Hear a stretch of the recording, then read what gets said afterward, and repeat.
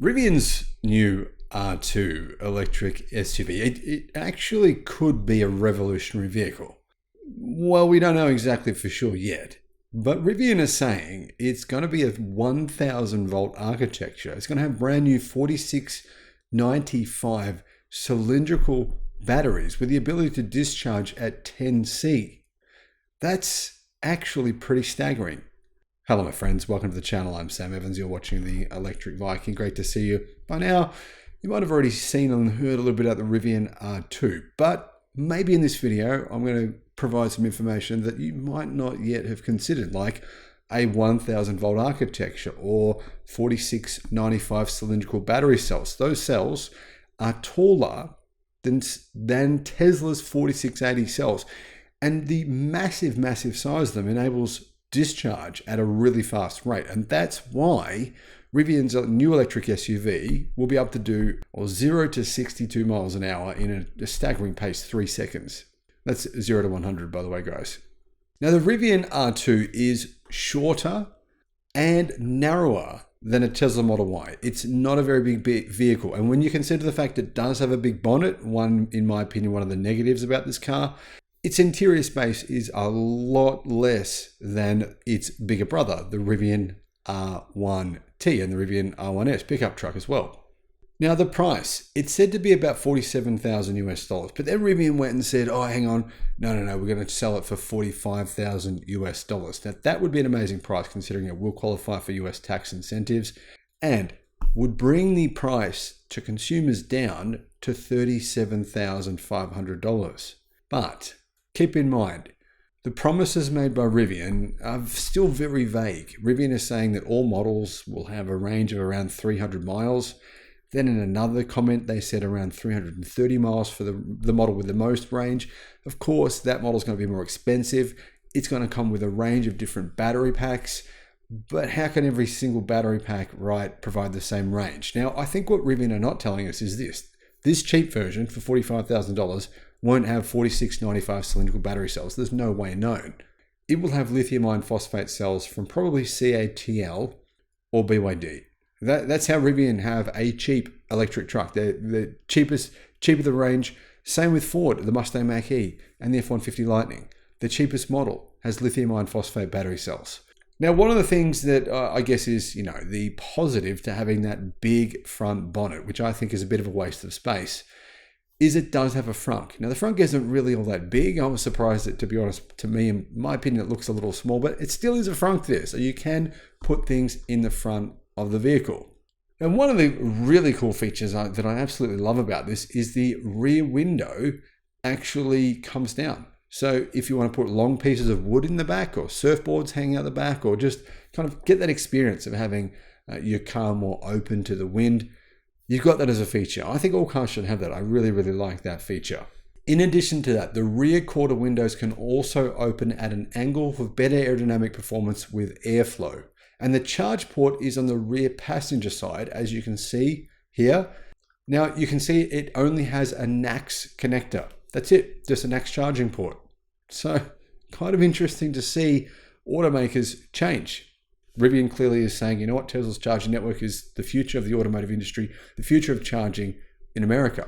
As for the interior, interestingly, you get 2 glove boxes. I really like that feature. Why not? Hey, if there's enough space for 2, put 2 in there. One thing that Rivian have done apparently is they have removed speakers from the doors to make more storage space inside the door. Now, whether or not that works out, I don't know. I mean, it depends on how good the speaker system is, I guess. Now, the interior, in my opinion, looks really good. But one of the real standout features, if you're buying this vehicle as like a lifestyle vehicle, it's really pitched at people who are into like off-road lifestyle type, recreation type vehicle. You can fold down the seats completely flat.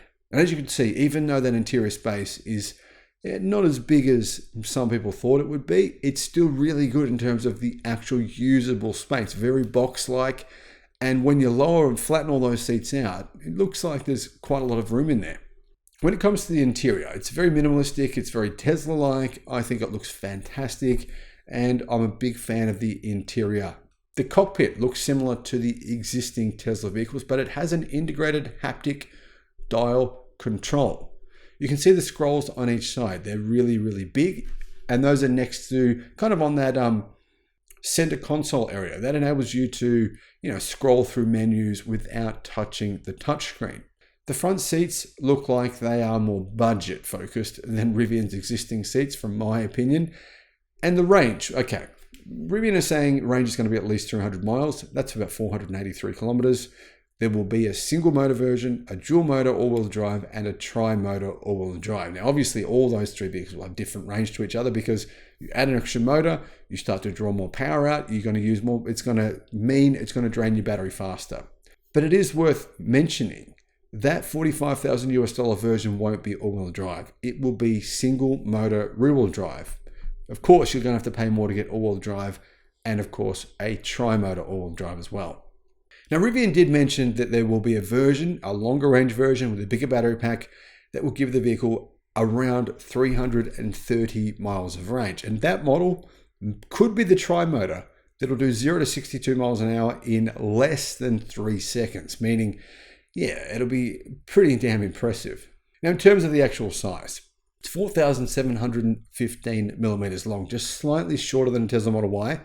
Height, though, the height is, of course, because it's more boxy, more spacious in that sense, and it has 1,700 millimeters in terms of height from the ground to the roof. The wheelbase, 2,935 millimeters. So like I said, it's a little bit smaller than a Tesla Model Y in the length and the width, but because of its boxy shape, that interior space is probably a bit better than what it looks like. Now, one controversial fact here that Rivian said, they said it's going to be hands-free and attention-free autonomous driving on highways coming to the R2. That's level 3 driving. Now, there's only one car manufacturer that claims to have that. That's Mercedes-Benz. They don't really have it because, to be honest, the conditions in which you can use it are so slim that you would rarely be able to use it. Level 3 driving for people who can use it for 1 minute a day. It's sort of ridiculous. But Rivian could be, they believe it's going to work. And they believe that they're going to have it with 11 cameras and 5 radars. So 11 cameras and 5 radars will give it level 3, virtually level 3 autonomous driving, which would be pretty amazing if they can pull that off. I think that's probably not that likely, but you never know. If it is, this could be an amazing car. Now, there's not a whole lot of vehicles in this segment. I mean, this could be a proper off-road vehicle. The dual motor version, the tri-motor version, Rivian are really pitching this at the off-road market. It isn't equipped with air suspension, so you can't raise it or lower it like you can with Rivian's existing vehicles. That, of course, is intended to keep the price down. But I still think this could be a vehicle that will appeal to a lot of people who currently are sort of like, EVs look a bit weird, they look a bit different. I think this is going to appeal to a lot of people in the mainstream, and I hope Rivian can pull it off. But keep in mind, it won't be here, unfortunately, until 2026. Thanks for watching.